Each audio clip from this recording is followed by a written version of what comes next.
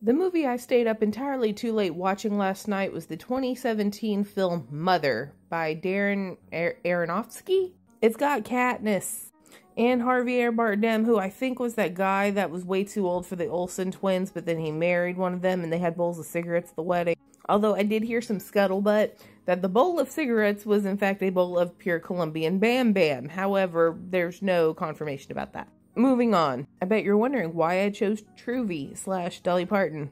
Because whoever was the hairstylist for this movie was trying to showcase. If you are looking for a wedding hair or prom hair, don't look in magazines, don't look at Pinterest, don't go to a hair show, just watch the movie Mother. Every single scene had a different hairstyle for Jennifer Lawrence, and it was bridal ready the entire time up until like the very end. Not saying it was bad, I'm just saying the hairstylist was trying to make their bank, and they did a really good job.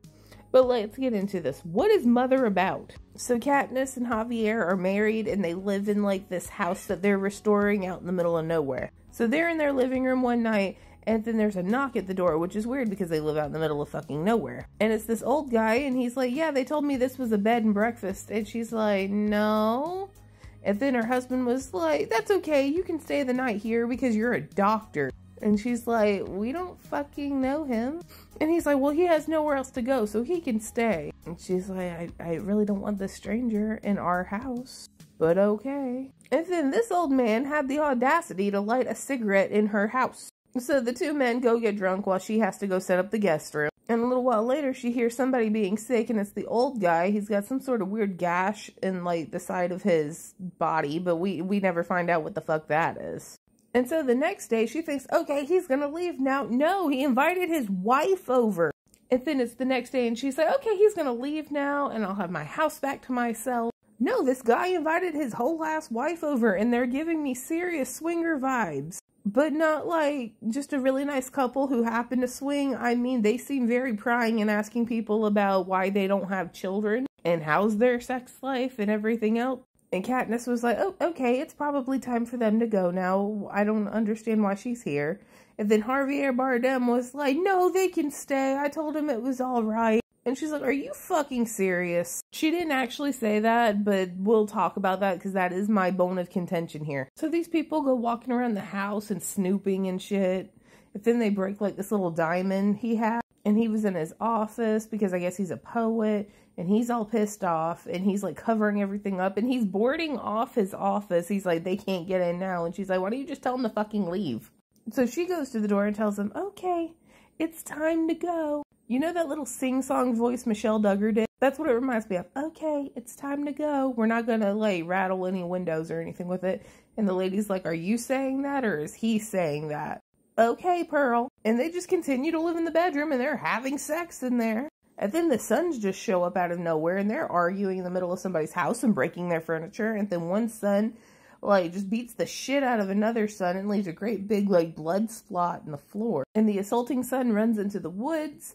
And the son that's hurt, well, they pick him up and just rush him off to the hospital, leaving Katniss at the house by herself. At this point, I don't know why she hasn't called 911 to fucking remove trespassers. Apparently, there is 911 because the assaulting son came back and she called 911, but then her husband also showed up, so she hung up, and the son that got hurt died.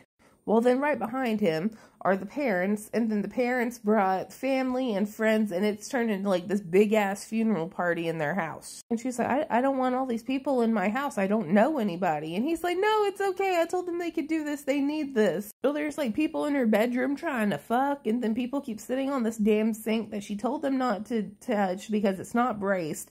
And they end up breaking the sink and then breaking water mains in their walls. So there's this great big mess. And she finally has enough and tells them to get the fuck out, which they are just upset about. And somehow this turns into, well, we would have children if you'd fuck me.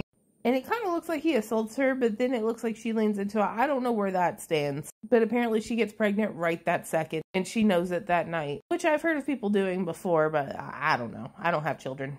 Well, everything between the funeral and her getting pregnant inspired him to write the greatest poem of all time. And it gets published. And then one night, she's having a nice little dinner party. She's got her hair up in another, like, bridal style. She has, like, this Grecian-looking dress on. She looks so pretty. They're gonna have a fancy ass dinner when all of this like paparazzi and fans show up to their front porch and he's outside. He's loving it. She's like, tell him to go away. And he's like, no, they're fine, they're fine. And then these people start walking in their house looking for a bathroom. And there's a line in the bathroom. And what has turned into a paparazzi moment has turned into a Project X style party. And then the Project X party turns into like a very light cult. The light cult becomes a literal war zone. And through the war zone, she goes into labor. Javier Bardem managed to put her in the nursery where she like gives birth and refuses to let him hold the baby. She held him for a solid day and a half, refusing to move because he wants to go show his like cult people out in their hallways and shit who have been breaking their house, literally ripping up floorboards and shit so they can have a little piece of him. He's like, I want to share our baby with them. And she's like, absolutely the fuck not. Well, she falls asleep and he grabs the baby and shows everybody. And then everybody took the baby and made it up front, to which this war zone has now converted into a full satanic cult. And everybody wanted a piece of the baby. And then it got ate. And she's had enough. She started stabbing people. She lit the house on fire and basically killed herself. Apparently loving him was too much. And he literally rips out her heart so that he can get the little diamond thing that he had. Because apparently that's where he found it the first time. And then it just resets. The end. Is that hard to follow along? Because if so, I agree. Now, the thing is, the movie is absolutely supposed to be an allegory. Now, what is the allegory supposed to be about? Pick something. Pick anything, and it's going to represent that. Somebody said it was people versus Mother Nature. I could see that. Abusive relationship and the cycle of abuse. Absolutely. Raising children in modern society. Yep. So again, pick a problem in society, and this is absolutely an allegory for it. And this is the other reason I picked Dolly Parton, because it's going to sound real good coming out of her mouth. Advocate for yourself. If you do not like something, if you are at your breaking point, if you are uncomfortable, speak up. Nobody else is going to do it for you. Things can't get better. They cannot improve unless you say something. Doesn't mean it'll always get fixed, to which case you're always welcome to take yourself away from the situation. However, if it's something that can be fixed, speak up. Moving forward, did I like the movie? Here's the thing, it's an interesting concept, but I wish you would have nutted the fuck up on everybody well before the point of no return. When that lady said, is it you or him that's telling us to leave? She should have wrapped her hair around the knuckles and dragged her ass out. Yelled to get the fuck out of her house. But that's the other thing, she never says it's hers, it's always ours, theirs, whatever. Which is kind of supposed to be a thing, but it was driving me crazy. It was always, you need to leave, please go, please stop. And I'm like, no, we gotta put on the big girl voice. And occasionally throw hands. But also, there was stuff in there that I wasn't even sure what the point was. Like, so when the guy is bleeding out on the floor, the blood soaks into the one floorboard, and it becomes like, it looks like a vagina in the floorboard. It just keeps showing up. Like, it bleeds through her new rug, which I would have been pissed about. There's a little room in the basement. I don't think the little room did anything. And to be perfectly honest, because I know I'm a pain in the ass, as soon as he let all those people in for that funeral party, and I told him, no, I want these people out, and he's like, no, they're friends. They can stay. They need a place to go.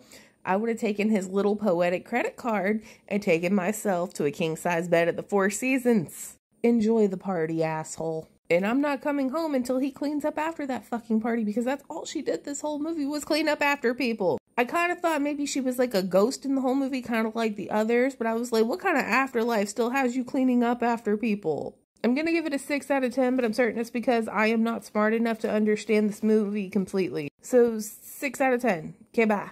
Every asshole coming in the back door. They won't leave my house. And they took my floor. It's time to go. Oh, I don't know.